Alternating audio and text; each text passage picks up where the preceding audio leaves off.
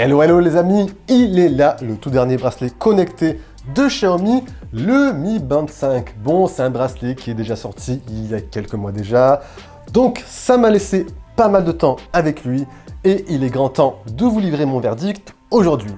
Bon, le Xiaomi Mi Band, vous connaissez, c'est un véritable carton chaque année, on en est déjà à la 5e génération. La force principale de ce dernier, c'est bien sûr le rapport qualité-prix qu'il offre par rapport à la concurrence, un bracelet connecté, accessible et efficace. Alors, est-ce que cette 5e génération est toujours dans la même lignée, dans la même continuité? C'est ce qu'on verra durant ce test les amis, donc je vous invite réellement à rester jusqu'au bout. Allez, si vous êtes prêts, je vous dis bien sûr, let's go!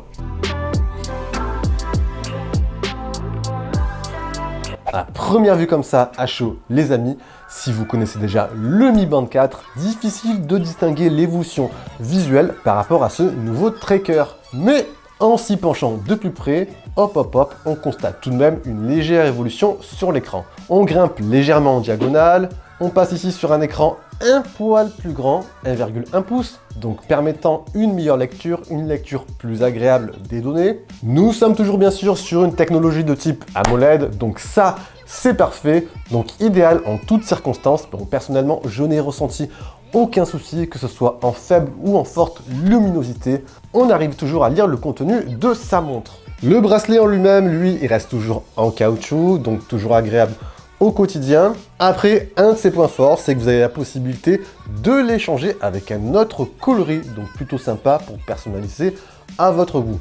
Donc visuellement, côté design, on reste toujours dans la même continuité, c'est-à-dire avec un bracelet sobre, discret et efficace. Xiaomi Mi Band, bon vous savez, c'est également l'application Xiaomi Mi Fit. Donc voilà, pour utiliser votre tracker à 100%, il faudra utiliser conjointement l'application Mi Fit. Sommairement, cette application va vous servir à traquer, à récolter, à analyser vos données, à personnaliser votre bracelet, à paramétrer ce dernier et d'autres fonctions assez sympas. Une fois que vous avez synchronisé la montre à l'application, honnêtement, ce que j'aime bien faire pour la première fois, c'est changer l'interface du cadran. Bon, rien de plus simple, dans l'application, vous allez ici, dans l'onglet Store, hop, et vous avez plein de cadrans, donc idéal pour ceux qui aiment bien personnaliser à leur sauce. Donc voilà, moi perso, j'ai choisi celui-ci, ça correspond à mes goûts. L'application sinon, elle va vous permettre également de définir des objectifs, donc des objectifs quotidiens, nombre de pas, perte de poids et j'en passe. Vous avez aussi la possibilité de voir qui vous appelle. Après, impossible de décrocher bien sûr sur votre bracelet. Vous pourrez également voir les notifications qui sont affichées sur ce tracker, SMS, Messenger, mail, WhatsApp, etc. Vous pourrez également gérer les alertes d'inactivité et plein d'autres fonctions. Et d'autres fonctions, il y a plein de paramètres qu'il faudra explorer par vous-même. Donc sur ce point-là, on est assez complet. Il ne faut pas l'oublier, ce bracelet connecté est un tracker d'activité. Techniquement, il dispose d'un cardiofréquencemètre, d'un gyroscope et d'un accéléromètre. Après, à noter, il n'y a pas de GPS intégré. Bon, normal, on est sur un bracelet connecté à moins de 40 €.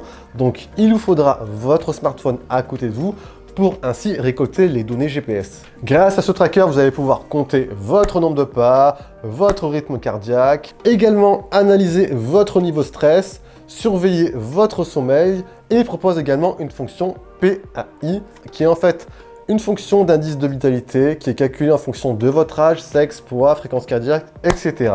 On retrouve également pas mal d'exercices qui sont reconnus par le bracelet, la course, la marche, le cyclisme, le rameur et j'en passe jusqu'à 11 types d'exercices. Le bracelet récoltera le nombre de battements par minute, le nombre de calories dépensées et la distance parcourue.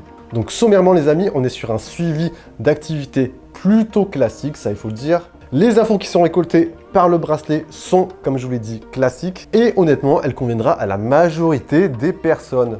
Pour moins de 40 €, honnêtement, c'est difficile de faire mieux. Sur le plan autonomie maintenant, techniquement, on a une batterie de 120 mAh. Alors dans les faits, ce qu'il faut dire, c'est que moi, personnellement, j'ai utilisé tout ce qui est notification, tracker d'activité, tracker de sommeil, bref, la totale. Et le bracelet, pour une recharge complète, il m'a duré à peu près 13 jours. Donc ça, c'est plutôt énorme. Après, en usage basique, vous tiendrez à peu près 14, 15 jours. Tout dépendra bien sûr de ce que vous allez activer sur celui-ci. Bref, au final, on a une autonomie qui est plutôt conséquente. Alors mon verdict final sur ce Mi Band 5.